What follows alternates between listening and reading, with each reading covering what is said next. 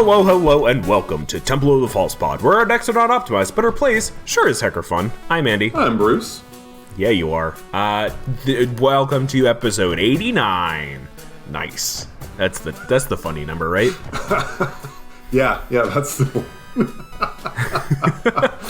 one. We're coming up on the year's end, and it's exciting. And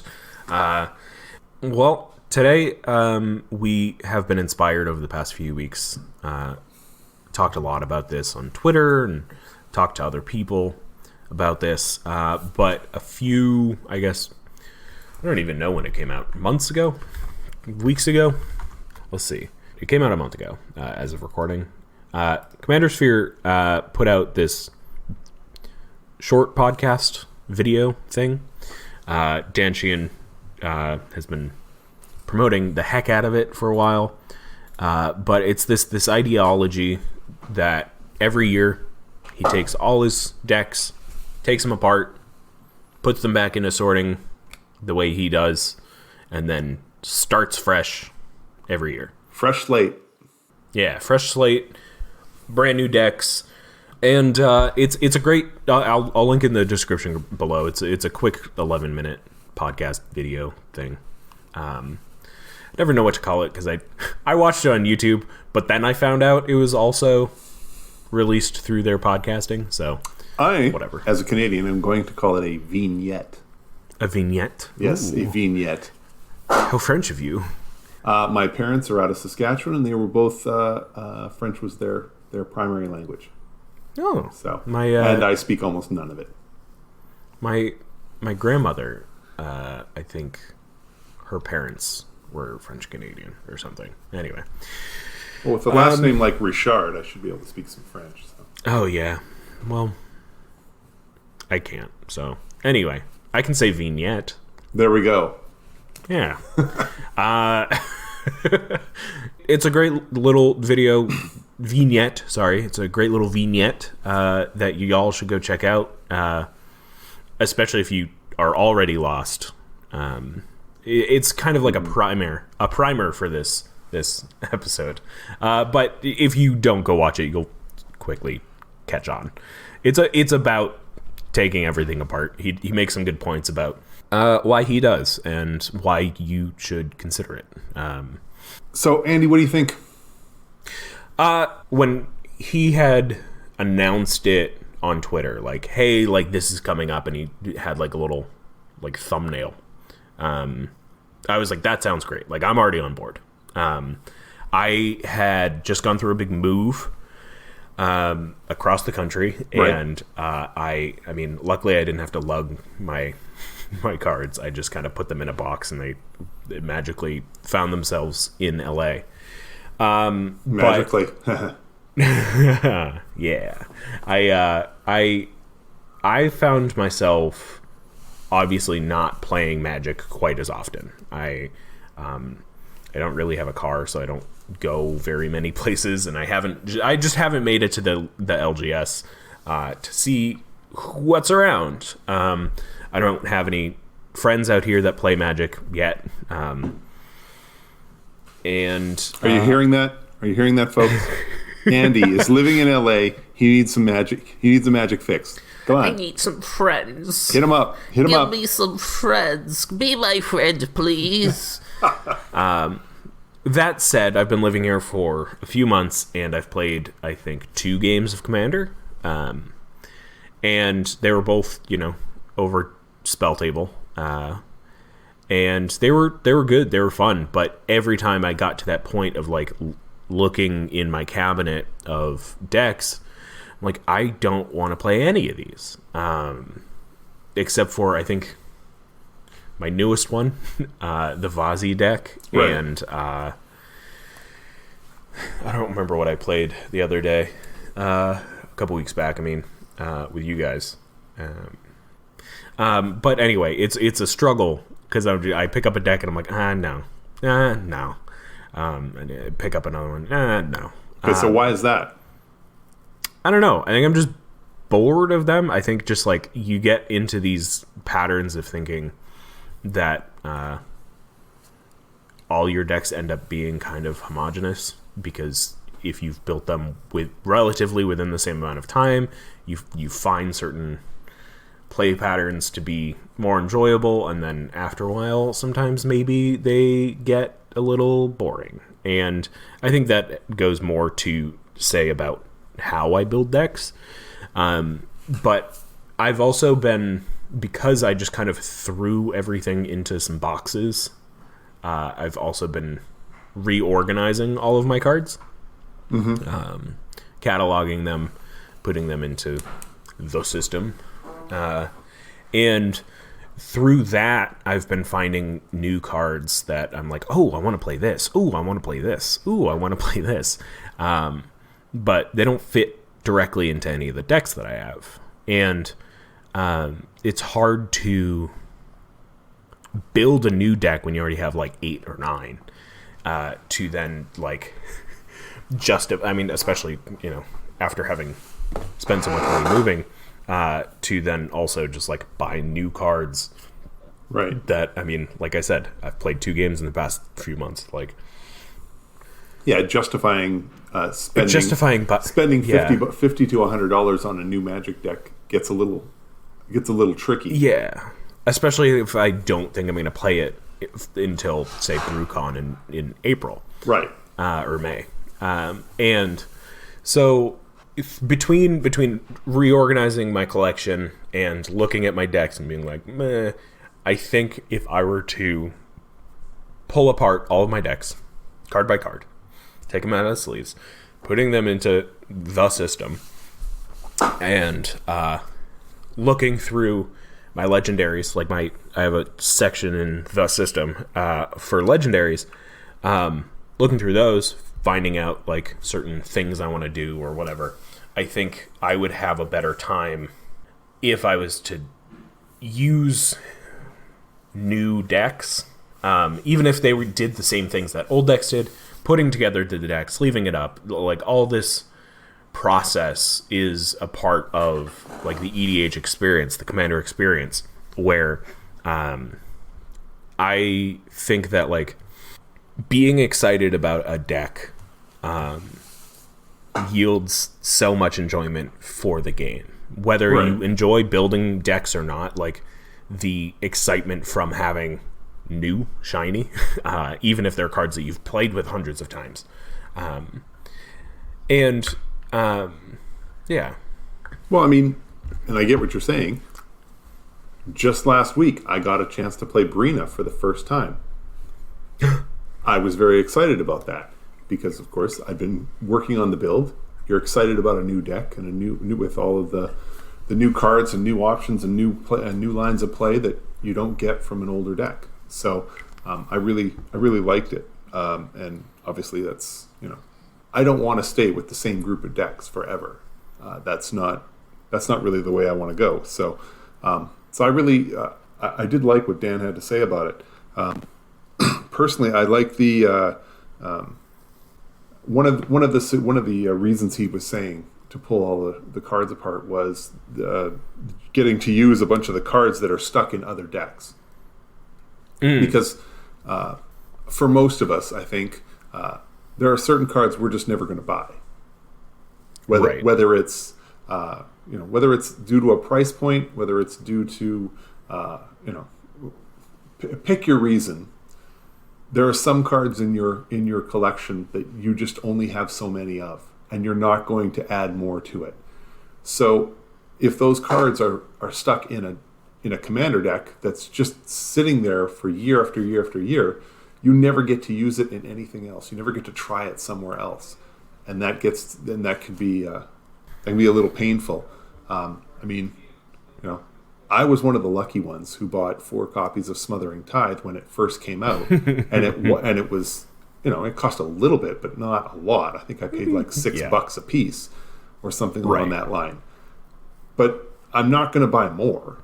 So I look at that now, and naturally, all 4 of them are in decks. So when I go to build another white deck, if I want to add Smothering Tithe to it, it's got to come out of some other deck. Or it just doesn't happen. So being able to, clean off the shelf of all of your decks and get those cards back into the collection where they can then be added to a brand new deck. It's that is something that seriously draws me towards the idea of tearing all the decks apart and starting over. Oh, for sure. And I think that, like, for me, as like a fairly budget player, I mean, I'm not like extreme budget, but like I acquire a lot of more of my expensive pieces through the non-budget option of pack cracking, right? Whether it's buying a set booster box or whatever. I mean, that's how I got my doubling season, which is a card that I would never purchase, right? Because of its price point. Yeah, and that means I have to choose wisely which deck it goes in. And with that, I like, if I've got 9 decks and I try to, go through them in a cycle or whatever, like try to not like overplay certain ones or whatever, I'm going to see doubling season, I don't know, twice a year. And if I'm playing at the rate I'm playing now, I'm going to see it, I don't know, once every 5 years. Right. So like if like you were saying, like with this, it gives these cards a chance to kind of go through rotation. Right. And if your rotation is huge, it's like you said, you've got 8 decks right now. So if you build 4 more and don't ever take the other ones apart, well, now the rotation is 1 in 12 games as opposed to 1 in 8. So it gets even less and less often do you start to see those cards. So, and as somebody who's currently sitting at, I don't know, 15, I think I have 15 commander decks. Maybe not quite that many, but somewhere in that range. It is very, and I choose my decks at random for games. I literally roll a die and just pick the deck. As somebody who does that, I mean, you can go a very long time without ever hitting one of those decks. I mean, I can think of a couple of decks that I honestly don't remember the last time I played them because I have that many. It just and I mean, works out that way. It's like when you had Kronz together, like that we hardly saw that deck, and when we did, it was like there were some games that it was a house, but more often than not, it was a little disappointing. And so like when you have your 1 or 2 games a week or less than that, like pulling out a deck that just could do more if it just like had the attention required. Right. And when you've got that many decks, especially if you're not going to wipe the slate clean and take them all apart, well, either you stop playing it because you don't enjoy it, or a deck like that, you need to edit. What cards aren't working? What needs to come out? What needs to come in? And with too many decks, that chore becomes pretty onerous. Because I will tell you, with as many decks that I have, the only decks in that group that see consistent edits are Buzzbark, because it's a pet project, and just the way it sets up with tokens or with counters. I mean, you do that. And Grenzo, because honestly, half the time when there's a card in a set that says put cards to the bottom of your graveyard, I'm told about it because everybody knows I play Grenzo. So like, ooh, Bruce, you want to take a look at this one? Oh, okay, yeah, that's something to consider. Yeah. So those are the ones that get updates. Other cards, other decks don't, like Vorel. I mean, I've had Vorel together for, I don't know, well over 10 years, I think. And it probably hasn't seen an update in a good 6 or 7 years. So, that is one of the downsides of having a number of decks. Now, if you're rebuilding from scratch each year, you're playing all of those decks more often. So you're going to see more and be able to make better decisions as far as what should be changed. And you're also going to be more incentivized to actually make those changes because you're playing that deck more often. At some point, you're either going to say, no, this sucks. I hate this. I hate it because it keeps doing this mistake, or you just dump it and build something else. Yeah. But it forces you to do that because you're just going to see that deck so often.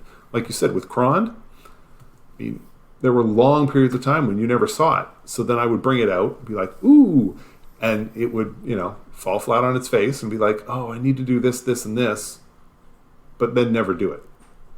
Yeah. So, and like I think that it ties nicely too with like this idea that there is a maximum number of decks that feels right, like an ideal amount of decks, or at least like a threshold where it becomes too much or something.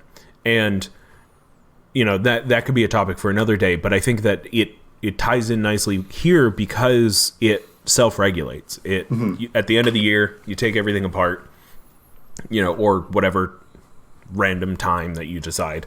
You take everything apart, and then you build either from scratch or whatever, and that gives you this point in the year where you will just go back to zero. So right. You'll be starting from, you've got 2 or 3 or 4 decks, and then by the end of the year, you've got, I don't know, maybe you're back up to 8, and then you kind of come back. And I think what is interesting too, what you just kind of touched on, was this idea that they'll be getting more updates, each deck will be getting more updates on average because you've got a smaller selection. You can keep your eye on certain things. Sure. You can kind of keep it focused. Right. And I think that with that as well, it will be a much shorter amount of time being updated. So it'll avoid 2 problems. One, and I think he touched on this, say you have a deck like my Tesa deck, right? Where it's just aristocrats and that was it, And then 4 years go by and it's one of your top decks, and you keep each release has new aristocrat cards, right? And some of them will be better, some of them will be worse. You get to decide, and overall, you kind of start putting the better ones in and better ones in, taking some out, so on and so forth. So after, say, 4 years, you've had 16 sets that go through. It may be, the Ship of Theseus, a new deck, but it'll be generally probably stronger. Or the second thing that it also avoids, if you're rebuilding them year after year, is that it becomes over time, because you're putting in cards and taking them out and putting in cards, maybe you're not paying attention enough to your removal package, your token strategy, or whatever. With Tesa specifically, like your token generators and your card draw or your death triggers or whatever. So you're like, oh, like I put in X card, and you take out X card because X card, the card that you're taking out is maybe not performing the way you wanted it to, but maybe the card you're putting in isn't like a perfect replacement. So right.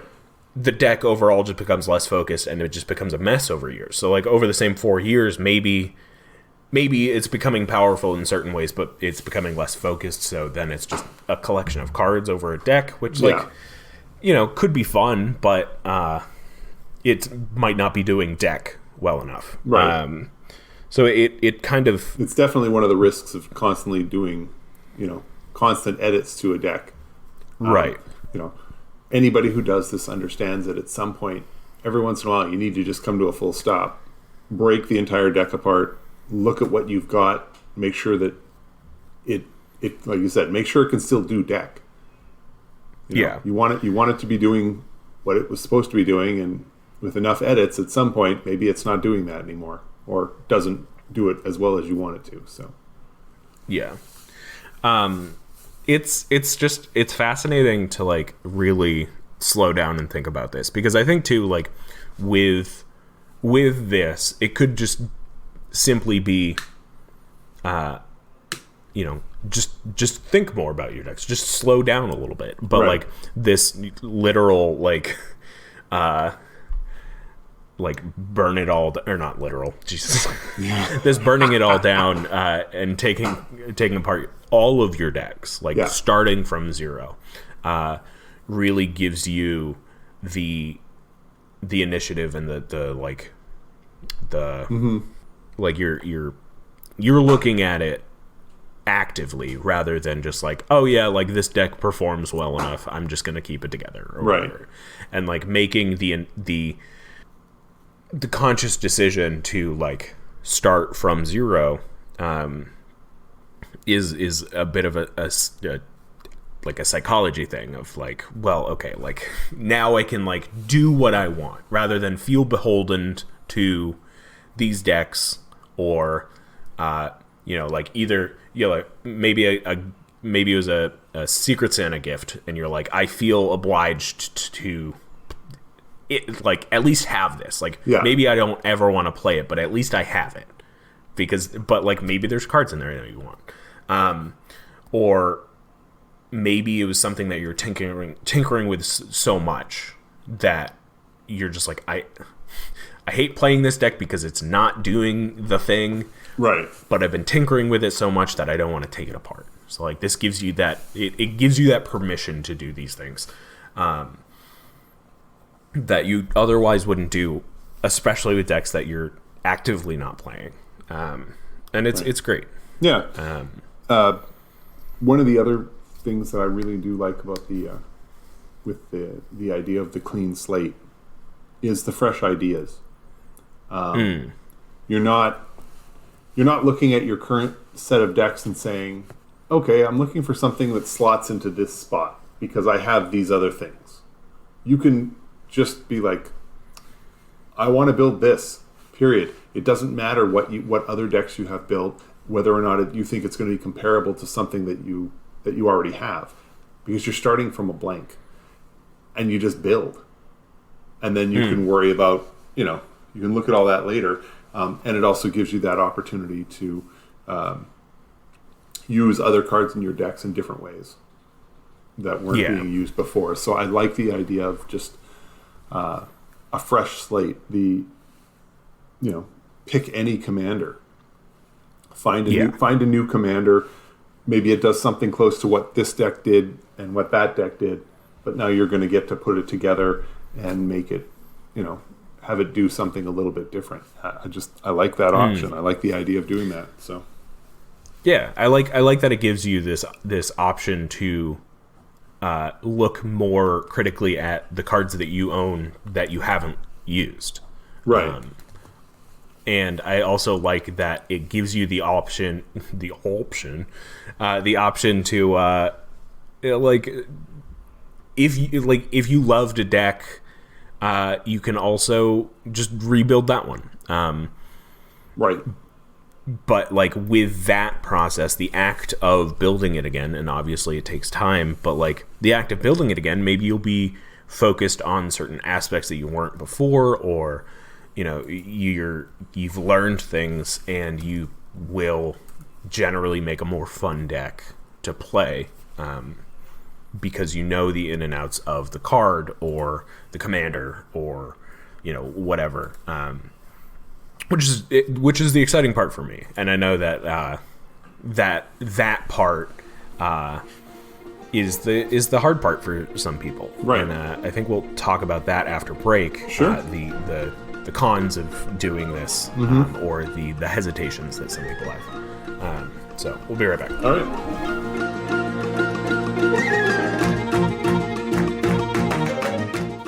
This episode of Temple of the False Pod is brought to you by the Super Sorter Sorting Tray. Need to sort cards? Tired of having piles everywhere and not being able to move your work? This is the tray you need. We've tested every tray out there, and this is by far the best and only one we use. 26 different compartments labeled A through Z, and each holds over 100 cards. Cuts your sorting time in half. The Super Sorter Sorting Tray.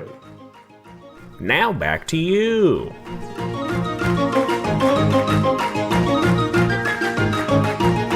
Cool. Hey! We're talking today about Commander Sphere / Dan Sheehan from the Commander Sphere vignette about Burnt. I don't know if I ever mentioned the title of this video, so if you want to go find it on YouTube, it's called Burn It All Down, the Case for Taking Apart Your Decks, an EDH video essay. There we go. That's what it's called. It's a video essay. Dan Sheehan is one of the two co-hosts of Commander Sphere, the wonderful couple-year-old at this point. I think they started in 2019. Podcast about Commander. They do funny things because they're comedians. And I heard that Rachel is headed off to work at Command Zone. Command Zone. Yeah. So that's exciting. Yeah. Dan, if you're ever looking for a podcast to be on, let us know. But yeah, we spent this first half talking about our experience, or not our experience, our original thoughts about this. We kind of went over what it was all about and a lot of the pros of it. But I've also talked to some people who have some hesitancy toward it and or want to implement this, but maybe not to the full extreme that we have been talking about sorting everything back in and then starting anew. Right. And I mean, I think that, correct me if I'm wrong, you also share some of these hesitancies. I do. Yeah. Part of, let's just say, my first and most important issue with this is for me to break down all of my commander decks, sort them, get them back into the into my collection.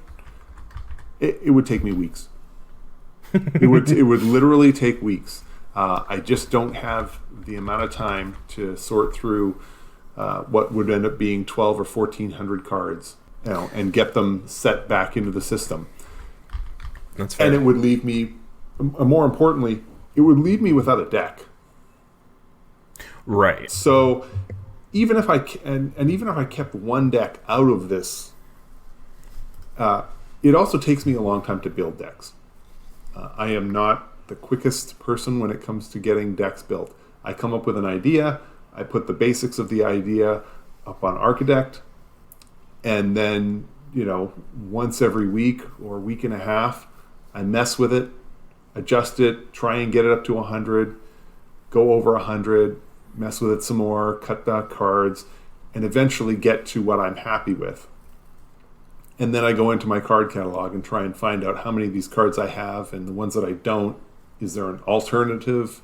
Is there an alternate solution that I do have that could work? All of this takes time, to the point where I would suspect that for the first 2 months, I just wouldn't have a deck. And that's just not going to work for me. So if we're doing this, if I'm going to do this clean slate, then it means I need to build a couple new decks before we get there. And I know that Dan talked about this because I know that that's the idea, was that through November and December, he's putting cards back in the collection, he's coming up with ideas, and he's basically getting it set up so that he has decks that are essentially ready to go. Right. But for me, that would take a significant amount of time just to get the teardown and then put in and build up the new decks. So I don't really think that's where I want to go. Yeah, I think it's definitely like a good idea to use the last month or two to ramp up into, because if you have a sizable collection, you probably, I'm not going to use any sort of absolute here, but you probably have some sort of record keeping, some catalog somewhere of your cards digitally, so then you can probably build your decks digitally before taking all of your decks apart, which is good. Right. But I also see where you're coming from, where that's a lot of work if you don't, if you're working a full-time job and you've got life outside of Magic. Right, and I'm just not, I'm not prepared to, I would rather spend my time on a podcast with my good friend Andy here than spend an hour or two, tearing apart a deck or even building up a new one. That's it's not how I want to spend all of my time. But like, I think that for me specifically with my 8 or 9 decks, once I finish reorganizing all my cards and cataloging them all, I'm going to go to the cards back in decks, take them apart, organize them, catalog those, file them away, and then I'll just start over. And obviously I have time. I have time to do that. I am not currently playing Magic in paper. I'm playing a lot of Arena, so like it's I have time to rebuild any of my decks. And it helps that I'm sick of them. Honestly. And that's the other, which leads me right into my next point. There are some decks, that would easily be torn up and put away, and I'd be okay with that. But there's others that I just wouldn't be. I mentioned Grenzo and Buzzbark. Those decks aren't coming apart. Mm-hmm. I enjoy Grenzo way too much. And it's a good deck, and I'm happy to do edits on it, because Grenzo, that deck really is here's your stack of cards that you go get with Grenzo, those creatures that have a power of 3 or less, and you can pull a bunch of those out and put in other ones. And you can allow that flow, and it feels like a new deck without actually being a new deck. But I'm never going to pull it apart. I'm just not going to, because I enjoy the deck. I really enjoy that deck. So I'm just not going to do that. So that one's not coming apart. And Buzzbark, to me, until I find another uncommander that does something weird and quirky, I'm going to keep that one together, because I love the idea of the dice billing, of dropping dice from various heights. I like the physical nature of what it does for your commander games.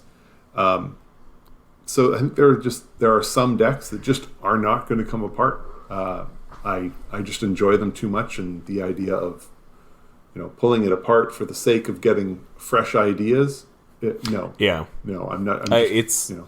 I completely agree, and I wonder if there's like some sort of medium there, and obviously like the medium could be just taking apart all your decks other than those.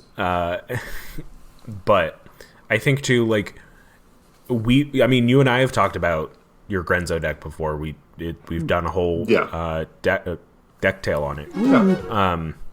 And it's tough, because you start seeing cards that are previewed and you're like, all right, what does it take the place of? Like, what does this new card take the place of? And so like I wonder if, like, for those decks specifically, if you just start a new list on Archidect and just kind of like don't even reference the old one and just kind of go through and build the deck that way, see if it is different enough, or like see what you are missing generally from the evolution, if you've lost any focus, or if you've but like obviously that also takes time. Well, even there, like Mel Lee also has a Grenzo deck, and Mel's Grenzo deck is I would call it the aggro version, where my deck is the control version. I have a number of cards that allow me to that control, that will take cards from my graveyard and put them to the bottom of the library, so I can reuse a lot of cards and try and set things up that way. Mel's deck doesn't do that. Mel's deck is mana ramp, and just start flipping cards off the bottom of the deck blindly, because that's what she finds to be the fun aspect of the game, and I find that very alluring. But I'm still not taking mine apart. If anything, that would be a situation where I'd get 2 Grenzo decks. Ooh, and just start messing with my friends, because they're never going to know which Grenzo deck they're facing until I like that idea. Until the cards start piling out. But even there, that's, I'm not taking the deck apart. I'm just building another one. So, yeah. Yeah. It's tough, like I definitely have some hesitation about pulling apart, like, say, my Fozzie deck that has lasted a few months, or the Khazir Ruthless Stalker deck. But like, for me, like, because I'm not playing, weekly or multi-weekly, I have the opportunity and the privilege to be able to use some of my time to reorganize some of those cards back into my catalog. And honestly, it's kind of given me broader scope of how many actual cards I own and how much I need to get rid of. Even if it is just like, all right, here's all these bulk commons, put it in this box that I either donate or somehow try to, sell to pay rent. But it's I think that personally, I think Dan makes a lot of good points. I think enough that I think I was already predisposed to like doing this because I am in the exact point in my life that I need to.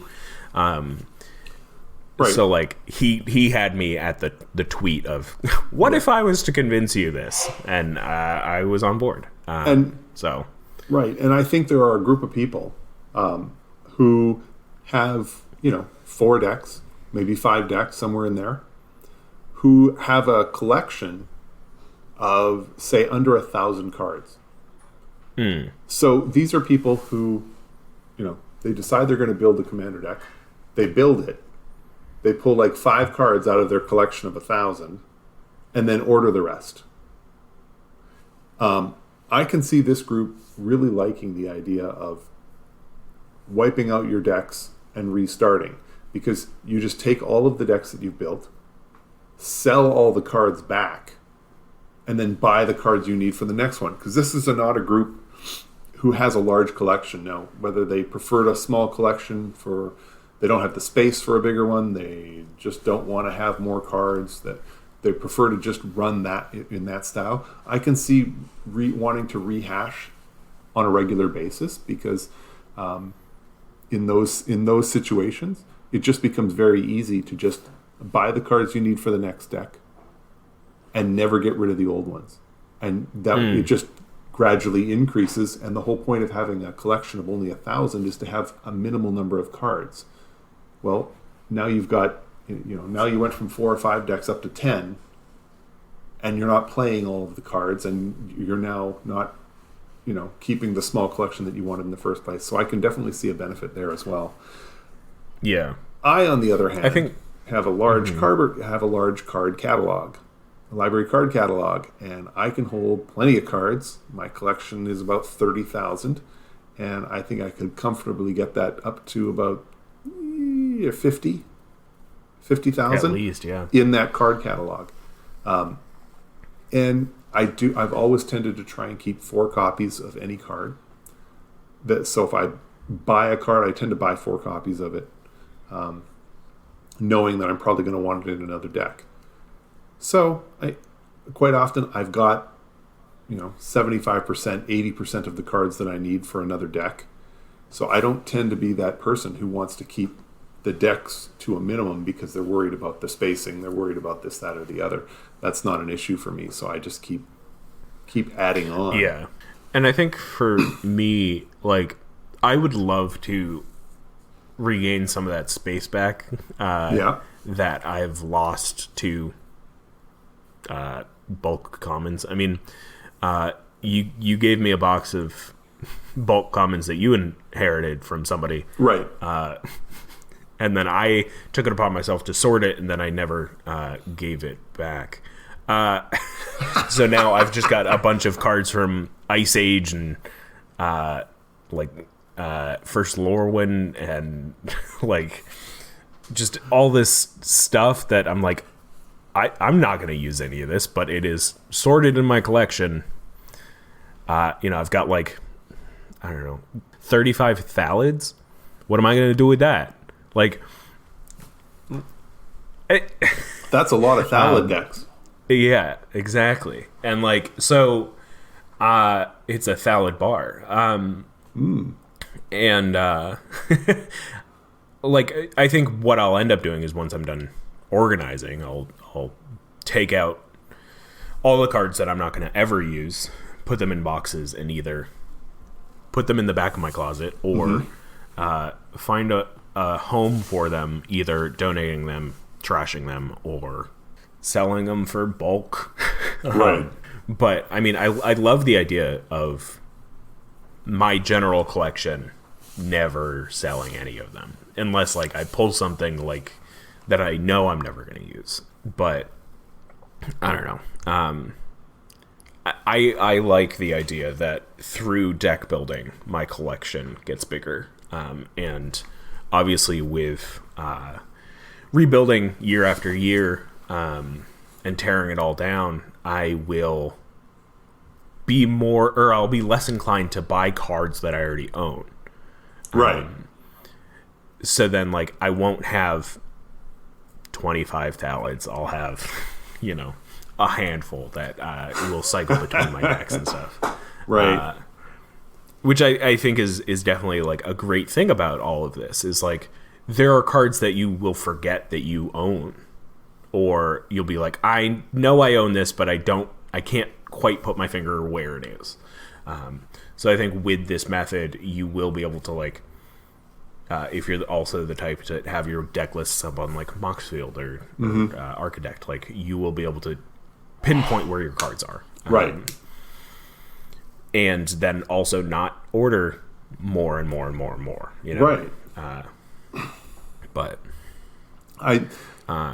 so for me, after listening to Dan's vignette, after listening to what other people were saying and talking about it, the result for me is that I'm going to do with my commander decks what I already do with my 60 card casual decks. I'm going to put a cap on the number of commander decks that I own. I was saying 20 at one point. Maybe it'll be 20, maybe it'll be 15. But I'm very close to where that cap is. And when I reach that cap, then I decide which of the decks I don't want to keep, or which of the decks I like the least. And I will pull that one apart, sort it, pile it away, and start thinking about a new deck. And then just once the new deck is built, then I'll find the next one and drop that one down off the list. And to me, this means that the pet decks, the Grenzos, the Buzzbarks, they're not going anywhere because they're unlikely to ever be at the bottom of this list. There's almost always going to be something else. You end up building something new that just didn't work the way you wanted it to, and you've tried to do some edits to the deck, and it's just not working the way you wanted it to. Now it's time for that deck to go. So, and I just looking through my deck, the decks that I have right now. I mean, I can already pick out 3 or 4 of them that right that will be ready to go. But I also know that I have a sizable collection, and I don't feel like a new deck that I'm building is missing out because of cards that are in the decks that I already have. Because I do tend to try and mix and match things, so it's not like I've got 12 decks and they all have black in them. Right. So I tend to spread across the colors pretty evenly. I try not to build on the same theme over and over again, although I do admit I build a lot of token decks. But I try to mix and match the themes, so that way I'm not reusing or looking for the same card again and again. I mean, I have a couple copies of Doubling Season, but I don't want to feel like I need it in every single green deck that I ever built. So yeah, so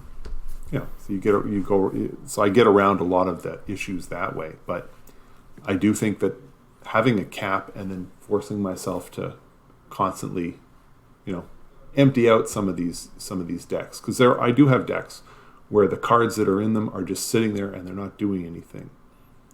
Lately, my group hasn't played a lot of 60 card Commander, so maybe it's time to start pulling some of those apart, because I do know that some of those decks may have 2 or 3 original duels in them, or multiple copies of a card that I would like to use elsewhere. And if I'm not playing those decks at all, maybe it's time some of them come apart. So, yeah. And I mean, I like that idea. I like that you can go into your closet right now, look at all your decks, and be like, okay, like there are like 3 decks that I know I want to pull apart. But like you also might feel differently in a month.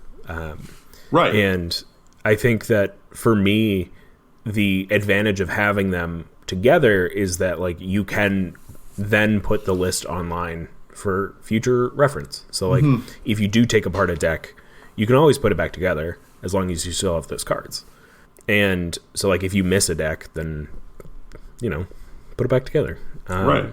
So like nothing's ever terribly permanent. But I don't know. I for me, taking them apart each year will obviously ensure the rotation of these cards, but also like will force me to, if not like make more varietous of decks, like you were saying with like tokens or something. I just have a new token deck now, than having to worry about, is this too close to a previous deck, right, or a current deck, because current decks are not really much of a thing anymore, because they're, but I wonder how I'll feel about this a year from now. What if like I have a handful of decks that I just like love? Will I want to take them apart? But I guess only time will tell. So well, and I would say that for those of you who want to give Dan's idea a shot, do keep in mind it is going to encourage you to build more decks. And building more decks means that the chances are of you finding a deck that you really do love and don't want to take apart will go up. I mean, if you're building more decks, the odds are that you're going to find something that you love even faster than you would if you were only building, if you were, someone like me who builds, who builds maybe two decks in paper every year. It's not, and that's not really something new. And when you consider how fast Wizards is putting out cards, you need to be building a deck. You need to be building a new Commander deck about every month and a half or so, I think. I was gonna keep up. Yeah, I was about to mention that, because like I feel like this method would actually decrease the amount of fatigue that you would get from new product, because like you either don't value it as high because you have all of this great stuff from Magic's history like at your fingertips, or because like you are keeping up. You're not like, oh, like I gotta buy all these cards again to like build a new deck about this new shiny new commander. And like, I think that kind of goes along with the philosophy. There we go. That kind of goes along with the philosophy of building from what you have, and it's much easier to do that if these like chase cards are just a part of your collection rather than from 2 or 3 different decks. So I don't know. I'm excited to see how this next year goes as we head into this new year. Because I'm excited to see how many cool Magic friends I'm going to make. Because I'm in a new city.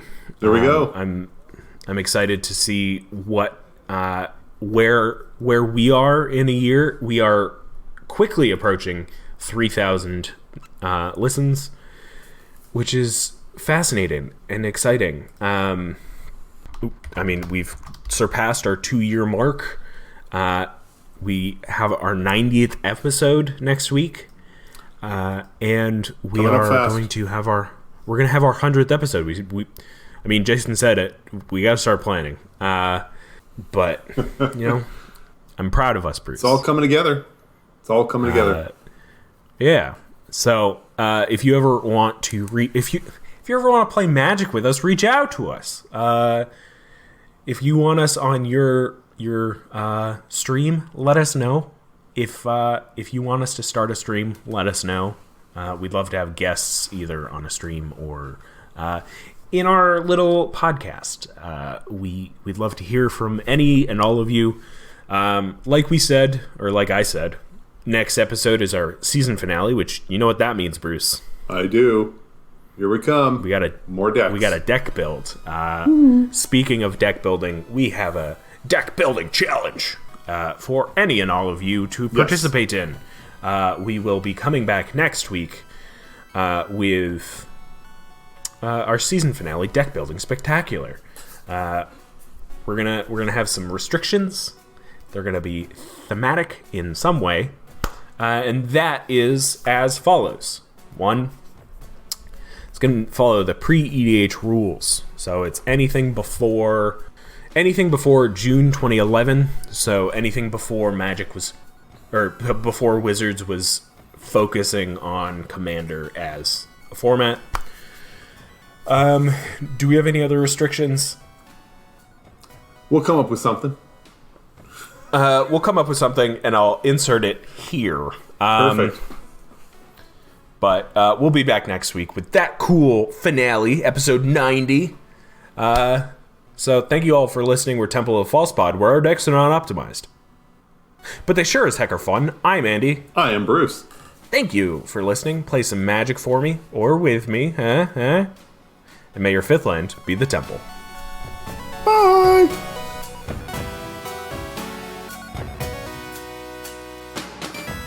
Wait, before you go, I just wanted to say thank you for listening. You can reach out to us via email at falsepodmtg@gmail.com or on Twitter at falsepodmtg. Bruce is at ManaBurned, and I'm at Andy Weekend, though you'll definitely notice I use the podcast Twitter far more often. Now that we've got you here, make sure you subscribe, like, rate us on whatever podcast platform you use. It helps us out. It gets us more reach. Subscribe to us on our YouTube channel. Like a video there. Leave some comments for more casual enjoyment. Thank you so much for listening. We'll be back with some more timeless discussions about all things casual. So come hang out, and may your 5th land be the Temple. Bye-bye. Should I do my best, Bruce? Bye!